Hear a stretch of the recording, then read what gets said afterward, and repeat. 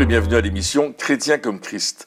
Nous allons continuer aujourd'hui l'imposition des mains, ce fondement biblique que nous avons besoin de connaître. Et pour cette raison, on va lire un texte dans l'Évangile de Marc au chapitre 16 et à partir du verset 17. Christine, si tu veux bien nous lire ce texte. Eh bien, c'est un passage, c'est Jésus qui, juste avant de partir, a enseigné, envoyé ses disciples en disant « Voici les signes qui accompagneront ceux qui auront cru à votre prédication. En mon nom, ils pourront chasser les démons, parler de nouvelles langues, attraper des serpents, et s'ils boivent un breuvage mortel, celui-ci ne leur fera aucun mal. Ils poseront les mains sur les malades, et ceux-ci seront guéris. » Voilà cette promesse, cette parole que Dieu donne en disant, voilà les miracles qui accompagneront ceux qui auront cru. Et on avait dit la fois passée que nous n'étions pas les auteurs de miracles, mais on peut lire peut-être dans Marc chapitre 16, quelques versets plus loin. Au verset 20. Juste au verset 20, il dit « Et ils s'en allèrent prêcher partout. Le Seigneur travaillait avec eux et confirmait la parole par les miracles qui l'accompagnaient. » Donc on voit que c'est non seulement une promesse que Jésus fait, mais également que quelques versets après, on voit la puissance la réalisation, de cette promesse qui s'est effectivement réalisée. Et la question qu'on peut se poser aussi souvent lorsque on prie pour un malade ou pour n'importe quel sujet d'ailleurs, on a tendance à prier en disant « Seigneur, fais ceci » ou « Seigneur, fais cela ». Mais ici, lorsque on voit ce passage, c'est clairement les disciples qui prennent autorité et qui parlent directement à la maladie ou au problème sans passer par ce que de dire Seigneur, fais-le. Enfin, quelque part, je ne sais pas si c'est très clair. Mais... Oui, bon, on va essayer d'éclaircir ça un petit peu mieux dans la brousse de tes paroles. Là, mais effectivement, Jésus l'a accompli. À la croix, tout est accompli. Souvenons-nous de ce que Jésus a dit. Jean chapitre 19, verset 30, tout est accompli, c'est fait, c'est terminé, on est racheté, le salut est venu vraiment avec puissance, et les puissances des ténèbres ont été vaincues. À la croix, c'est ce que va déclarer Paul dans ses différentes épîtres. Et lorsque nous prions, nous réclamons ce qui a été accompli pour qu'il s'accomplisse sur la personne qui est là. Jésus l'a déjà fait. Donc, ce n'est pas présomptueux de dire au nom de Jésus maintenant, je te guéris, sois guéri. Parce qu'effectivement, la Bible nous dit que le Seigneur travaille avec eux parce qu'ils sont allés prêcher quoi? Ils sont allés prêcher la bonne nouvelle, que Jésus-Christ avait payé le prix pour nos péchés. Ils sont allés annoncer la bonne nouvelle que nous n'avons pas besoin de rester dans l'état où nous sommes, nous pouvons changer. Et c'est pour ça que lorsqu'ils ont prêché, il y a eu une ouverture extraordinaire à la parole de Dieu avec des signes, des prodiges, des miracles qui accompagnaient la prédication de la parole, parce que ça faisait reculer les puissances des ténèbres. Mais il était clairement dit que le Seigneur travaillait avec eux. Et on voit ça à travers les actes des apôtres. Le Seigneur qui agit à travers les apôtres d'une manière extraordinaire. Lorsqu'ils vont poser les mains sur les malades dans le nom de Jésus, on va voir que les guérisons vont se multiplier. Et on lit ça notamment dans Actes chapitre 5, au verset 12, il dit « Beaucoup de signes miraculeux et de prodiges se faisaient au milieu du peuple par l'intermédiaire des apôtres ou par les mains des apôtres, suivant la version. Ils se tenaient tous ensemble au portique de Salomon. » Donc il y a vraiment beaucoup de miracles et de guérisons. Et juste pour confirmer ce que tu disais, l'apôtre Pierre dit que par les meurtrissures de Jésus, vous avez été guéris. Donc il confirme que la guérison, elle a été acquise à la croix et que maintenant il faut, comme on disait, s'approprier cette guérison et marcher dans cette autorité que Dieu nous a donnée. Oui, et puis effectivement, donc, lorsqu'on impose les mains, bien sûr, souvent c'est pour la guérison, mais ça peut aussi être pour d'autres choses, pour une bénédiction, pour la délivrance. Pour la délivrance, on va peut-être le voir. Et encore une fois, comme on le disait, c'est pas juste de dire Seigneur, fais-le, Mais par exemple, si on prie pour un malade, donnons un exemple concret, on ne va pas dire « Seigneur, s'il te plaît, guéris le malade », mais on va dire « maladie, pars au nom de Jésus ». Hein, ouais. Et je veux déclarer une guérison sur la vie du malade parce que on parlait dans l'émission précédente de réaliser l'autorité que nous avions, réaliser qui faisait les choses.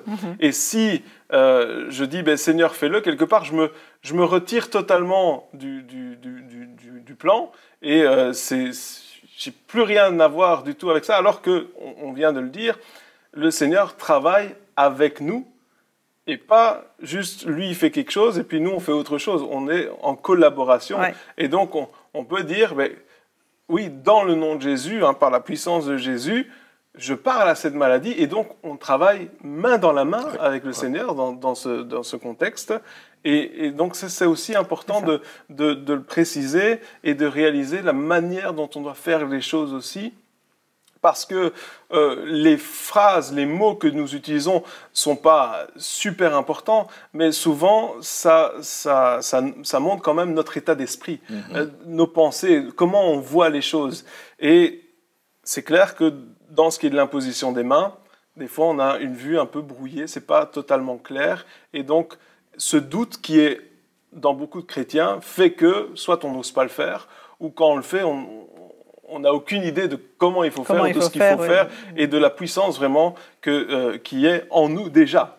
Oui, et parfois, un simple chrétien qui vient de découvrir Jésus et qui marche avec lui va imposer les mains et puis il va voir des miracles extraordinaires se produire. Et c'est là que l'enseignement est nécessaire de leur dire, écoute, c'est bien, mais sache qu'il faut donner toute la gloire à Dieu. Oui. C'est pas à cause de toi, mais c'est à cause de lui, en nous.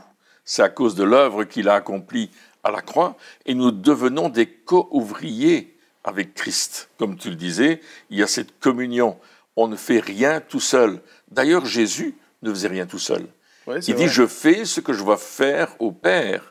Et quand le Père agit, moi aussi j'agis. C'est ce qu'il dit dans Jean, chapitre 5, verset 19. C'est quelque chose de tellement important de dépendre entièrement de Dieu.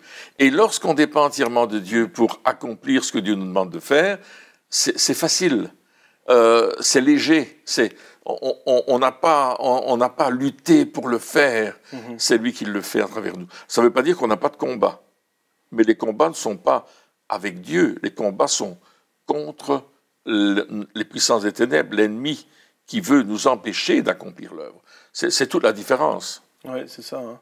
Ouais, Dieu veut vraiment ce travail d'équipe. Ce travail d'équipe, une collaboration. D'ailleurs, il a dit qu'il allait nous libérer de nos soucis pour que nous puissions prendre son joug.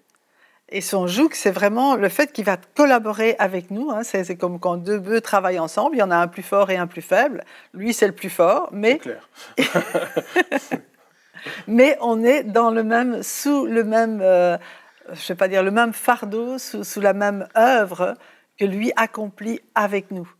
Et la Bible dit, tout ce que je fais, c'est l'Éternel qui le fait pour moi, mais n'empêche qu'il a besoin de notre volonté, il a besoin de notre corps, il a besoin que nous soyons entièrement engagés avec lui.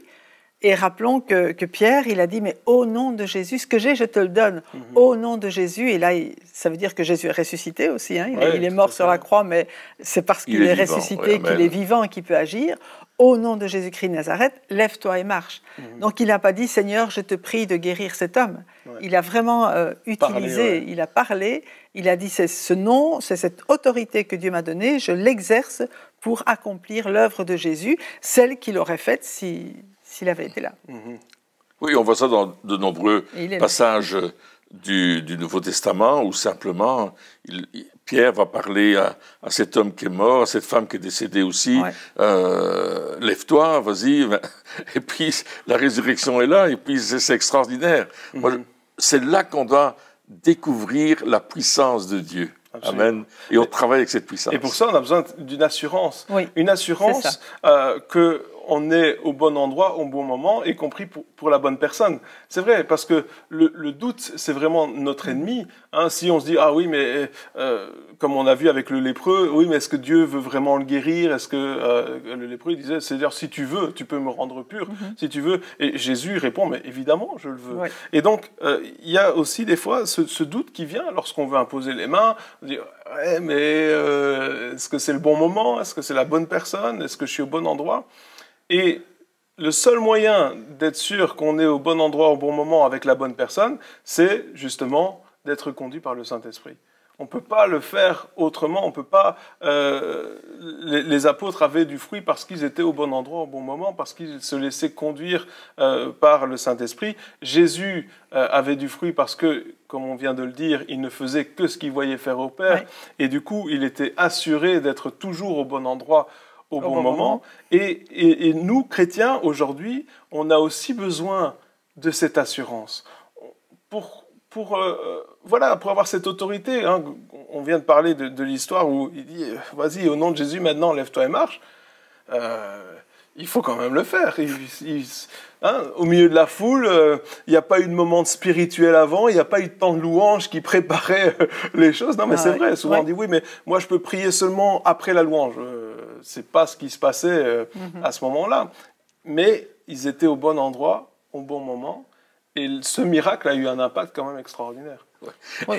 Ça me rappelle une expérience personnelle où une dame est tombée morte dans le culte, justement après le premier chant de louange. Alors, pendant le premier chant de louange. Je ne sais pas si j'ai chanté faux à ce moment-là. Et puis, on s'est mis autour d'elle à plusieurs. On était 3 personnes. Et c'est vrai que j'ai posé ma main sur elle, mais je n'étais pas très conscient de ce que j'étais en train de faire, mais je savais que je devais le faire. Et puis j'ai fait une prière qui était vraiment simple. J'ai dit, Seigneur, fais quelque chose, tu la reprends, tu la laisses, mais tu fais quelque chose, au nom de Jésus. Et au moment où j'ai terminé cette prière, la femme a commencé à secouer les mains. Et elle a dit, oh, merci Seigneur de ce que je suis dans ta maison. Et puis plus tard, on nous a raconté qu'elle était allée au ciel, elle avait été dans la présence de Jésus, mais le Seigneur avait dit, il faut que tu retournes maintenant, on a encore besoin de toi. Et je crois que dans ce cas, ce « au nom de Jésus » a transféré la prière de Jésus pour elle. Oui. Qui était de la rendre mais je ne savais pas comment faire. Donc, pour être très honnête, c'était une toute première expérience de résurrection. Oui, et puis tu ne peux pas t'attribuer le mérite parce que finalement... Absolument. Ça, on ne savait pas. Finalement, tu étais perdu et tu disais justement, quand j'ai apposé les mains, je n'ai pas réalisé ce que je faisais. C'est vrai que des fois, quand on réfléchit aussi, si on avait réfléchi, on ne l'aurait sûrement pas fait. Absolument, c'est ça, oui. Mais c'est là que le Saint-Esprit intervient et qui nous fait faire des choses avant qu'on réfléchisse. Il nous fait dire des choses aussi avant qu'on réfléchisse. Et puis, on est étonné, waouh, c'est moi qui ai dit ça, comment ça se fait? Mais vraiment, le Saint-Esprit prend le contrôle à certains moments, à condition que, bien sûr, on lui ait donné notre vie et qu'on lui ait dit, OK, Saint-Esprit, ça tu... Ouais, c'est ça. On est à toi, on t'appartient, fais ce que tu veux avec nous. Il prend le contrôle, on fait quelque chose qu'on n'aurait peut-être pas fait en temps normal, enfin, sûrement pas fait en temps normal, en tout cas. Et puis, encore une fois, le principal, c'est de ne pas récolter les lauriers. Hein. Oui. Non, c'est ça, ouais. Ah ouais, attends... moi, je ressuscite les morts. Attends, tu sais qui je suis. Non, mais voilà, on peut très vite, parce que lorsqu'on voit des miracles de ce que Dieu fait, sans attribuer le mérite, c'est tentant. Oui, mais je sais une chose aujourd'hui, c'est que Dieu ressuscite les morts. Ah oui, ça c'est sûr. Ça, je le sais parce que je l'ai vu. Il n'y a plus de doute. Il n'y a plus de doute là-dessus. C'est encore pour aujourd'hui. Il n'y a plus de doute possible. C'est la puissance de Dieu. Mais parfois, on est dans des situations, on se demande qu'est-ce que je dois faire? Comment je dois le faire? Et je vois que les apôtres ici, ils se tenaient tous ensemble au portique de Salomon, parce que c'est là qu'ils se réunissaient avec les nouveaux disciples pour les enseigner. Et c'est clair qu'il y avait des choses qui se passaient, parce qu'il se passait des miracles. Et les miracles, c'est toujours une réponse à un besoin particulier qu'on ne peut pas résoudre d'une façon naturelle, mais d'une façon surnaturelle.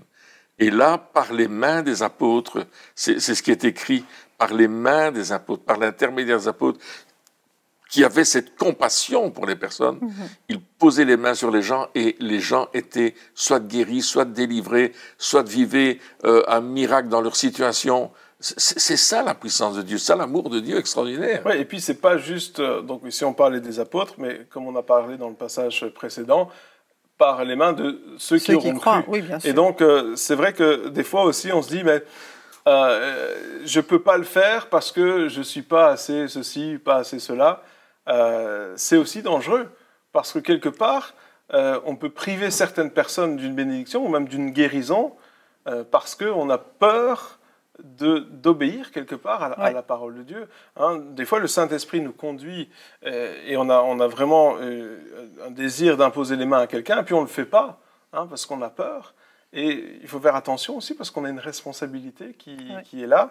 Et le Seigneur nous appelle vraiment à dépasser aussi ces craintes. Et puis, moi, je conseille de peut-être... commencer par quelqu'un qui a mal la tête. Non, mais c'est vrai.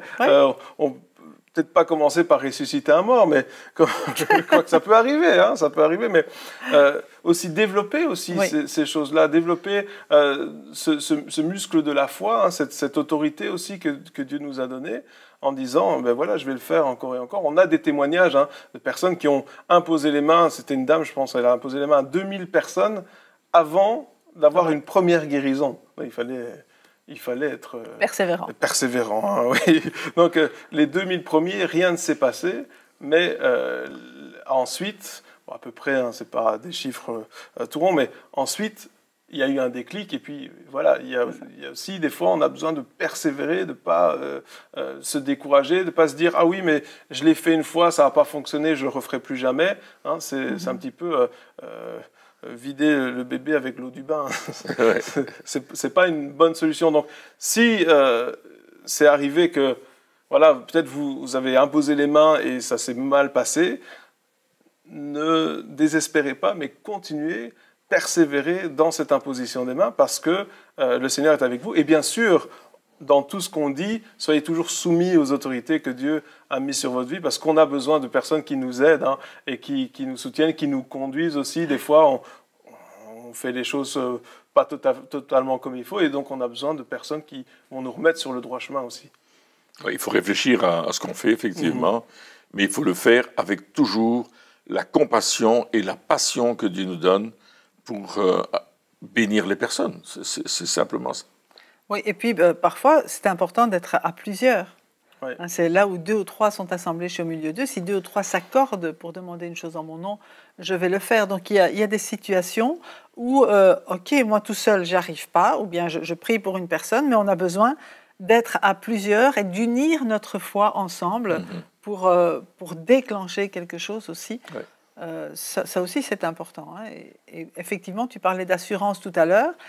Et je crois que cette assurance, on la reçoit aussi dans la prière et on la reçoit par la mise en pratique. On la reçoit en prenant la parole de Dieu au sérieux. Seigneur, tu as dit que... Hein, on se souvient de Corrie ten Boom qui disait « Regarde Seigneur, c'est écrit là ». Donc réclamer ce que Dieu a déjà promis. Là, on est sûr d'être dans sa volonté et persévérer. Hein, comme là aussi, Jésus avait donné l'exemple de cette veuve qui allait vers le juge et qui, pendant je ne sais pas combien de temps, le juge ne l'a pas écouté. Ici, on sait que Dieu écoute, mais parfois, il veut voir jusqu'où on va persévérer, parce que c'est ça qui va fortifier notre foi et qui va nous permettre d'aller jusqu'au bout. C'est d'apprendre aussi la persévérance. Ouais, il y a des choses simples, hein, il y a des choses qui... Ça va tout seul, c'est comme dans du beurre, c'est une simplicité enfantine. Et puis, il y a des choses où il faut effectivement persévérer, mais lorsqu'on persévère, on se fortifie. Oui. Hein, on se fortifie et on est capable d'aller plus loin.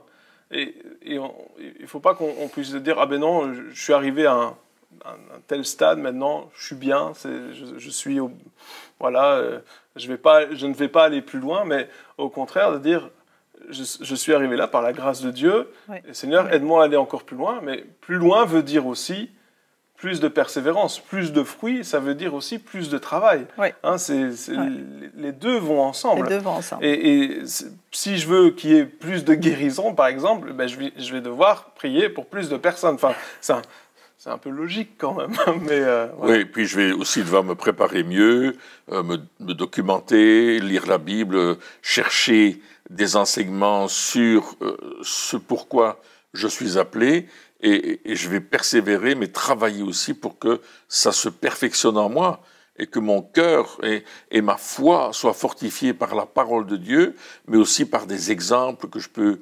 découvrir, lire, des hommes de Dieu qui ont vécu des choses puissantes, qui vont stimuler ma vie et me dire, si eux l'ont fait, je peux le faire. Donc il y a tout ce domaine extraordinaire.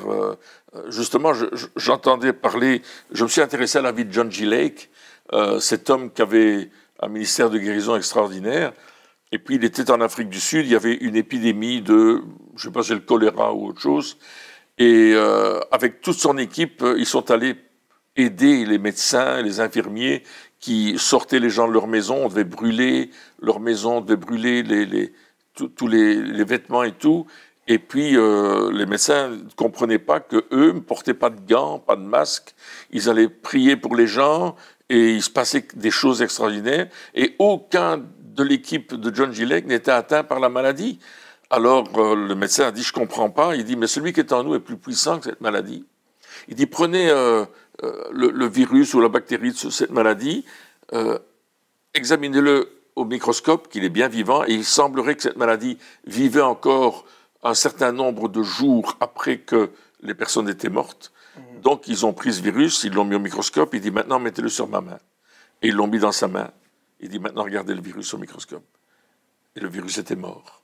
Il dit, celui qui est en moi est plus grand que celui qui est là dans le monde. Et ça, c'est une démonstration extraordinaire, parce qu'ils croyaient la parole de Dieu.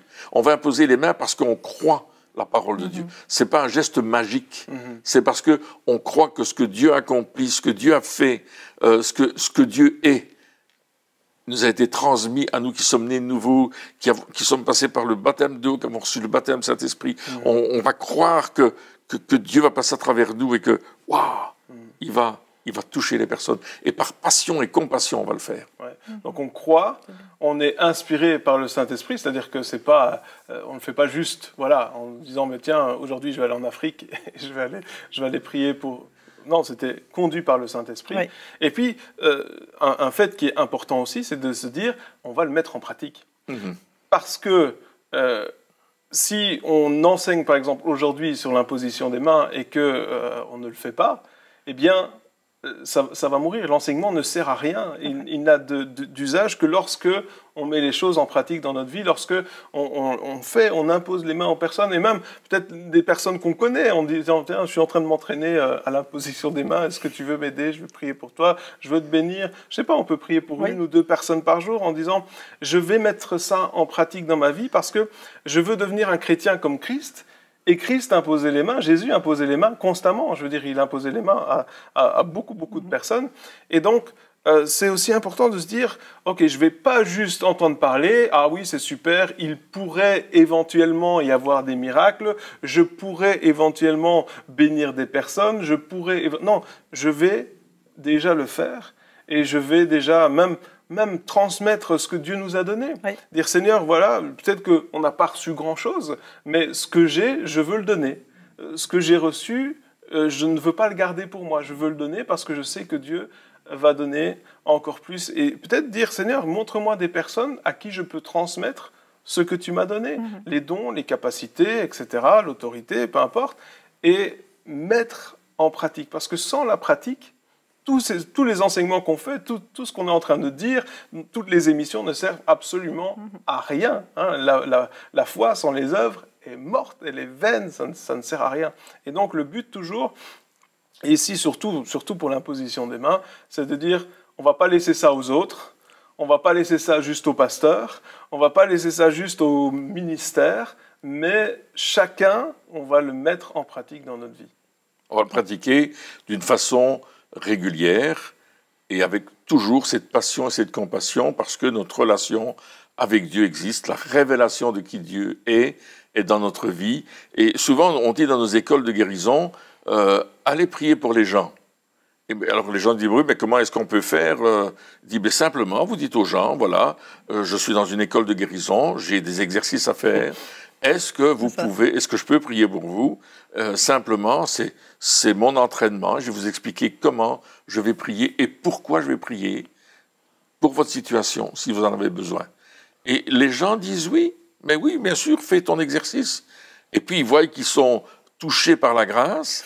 Et à travers cette grâce, ils découvrent qu'ils sont guéris, que l'épaule fonctionne alors qu'avant ils ne savaient pas la lever, que les douleurs de l'estomac ont disparu, que le mal dans le pied n'est plus là, que toutes sortes de choses. Mais des gens retrouvent la vue, tout simplement parce qu'on met en pratique quelque chose, comme tu le dis, et cette mise en pratique va fortifier notre foi.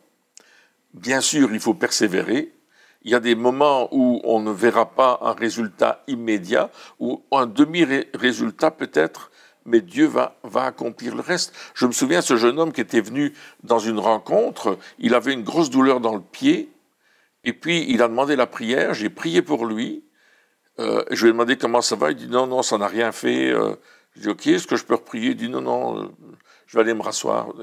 Et quand il est arrivé à la table où il était assis, parce que ça se passait dans une église où il y avait des tables pour que les gens puissent consommer quelque chose, la douleur dans le pied avait complètement disparu, son pied était fonctionnel, il est revenu en courant devant en disant hey, « pardon, quand je suis arrivé à ma table, mon pied fonctionnait normalement. Dieu agit aujourd'hui. » Il le savait. Amen. Amen. Et l'imposition des mains, bien sûr, on peut transmettre aussi d'autres bénédictions, et notamment le baptême du Saint-Esprit. Ce qu'on voit, c'est que non seulement les apôtres, mais Ananias avec Paul, eh bien, il est allé, il lui a imposé les mains pour qu'il recouvre non seulement la vue, mais aussi pour qu'il soit rempli du Saint-Esprit. C'est ce qu'on lit dans Actes chapitre 9 et au verset 17. Avant ça, il y avait les apôtres Pierre et Jean qui étaient allés à Samarie, imposer les mains sur les Samaritains pour qu'ils reçoivent le Saint-Esprit. Et justement, la leçon précédente, si on peut dire, c'était sur le baptême du Saint-Esprit qui nous communiquait cette puissance qui, effectivement, doit être mise en pratique. Et elle peut être mise en pratique à travers l'imposition des mains. C'est ce que Dieu attend de nous, c'est qu'on reçoive le Saint-Esprit, mais pour bouger. C'est ce que tu disais, ouais, c'est vraiment essentiel. Ça, on peut recevoir le Saint-Esprit sans que personne nous impose les mains. Et puis, on peut aussi avoir un petit coup de pouce pour que vraiment on puisse recevoir ce baptême du Saint-Esprit. Et effectivement, on voit, il y a énormément d'exemples dans le Nouveau Testament où on parle d'imposition des mains pour recevoir la guérison, mais ce n'est pas que pour recevoir la guérison. On peut aussi imposer les mains pour le baptême dans le Saint-Esprit. On verra encore peut-être d'autres domaines. Et aussi, on peut imposer les mains pour bénir. Et je pense que ça aussi, c'est quelque chose d'important aujourd'hui, de relâcher des bénédictions, de prier les uns pour les autres en s'imposant les mains. Et pour aller plus loin encore, pour vraiment, c'est vraiment comme on l'a dit, c'est donner ce qu'on a reçu, c'est de dire j'ai été béni, je veux bénir aussi, et je veux laisser Dieu agir au travers de moi. Et cette mise en pratique est guidée par le Saint-Esprit, conduite par Dieu, parce que Dieu est celui vraiment qui nous conduit là-dedans, et qui nous aide à imposer les mains aux bonnes personnes et surtout aussi à prier pour les bonnes choses et voir Dieu à l'œuvre. Et c'est vraiment un ordre, c'est quelque chose qu'on doit faire. C'est pas une option non plus, c'est quelque chose qu'on doit faire pour aller de l'avant avec Dieu. Amen. Eh bien, chers amis, merci de nous avoir suivis encore une fois pour cette émission et puis on se retrouve très bientôt pour la suite. Au revoir.